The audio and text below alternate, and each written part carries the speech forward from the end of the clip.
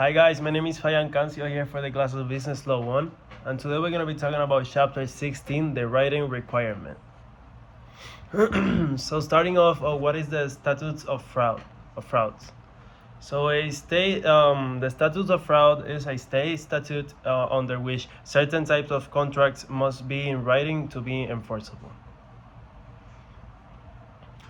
Now I'm going to be talking about 5 types of contracts that are generally required to be in writing or evidenced by a written memorandum or electronic record.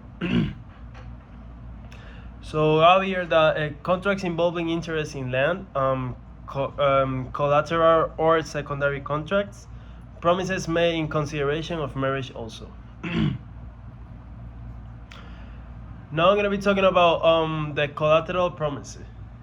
The collateral promise is a secondary promise that is ancillary or also known as subsidiary to a principal transcription or primary contractual relationship, such as like promise made by one person to pay the debt of another if the latter fails to perform. Now I'm going to be talking about primary versus secondary obligations. So I promise to pay another debt or other obligation that is not conditioned on the person's failure to pay is a primary obligation. A promise to pay another debt only if that party fails to pay in secondary obligation. Now I'm going to be talking about an exception to the main purpose rule. So the annexation, the main proposed rule is an oral promise to answer for the debt of another is covered by a statute of frauds unless the guarantor's main purpose is incurring a secondary obligation is to secure a personal benefit. Now I'm going to be talking about a prenuptial agreements must be in writing to be enforceable. So what is prenuptial agreements? Prenuptial agreements is an agreement made before marriage that defines each partner's ownership rights in the other partner's property. Now I'm going to be talking about an oral contract for the promissory estoppel. So an oral contract that will otherwise be enforceable under the statute of frauds may be enforced in some states on the doctrine of promissory estoppel. So a written contract will satisfy the writing requirement as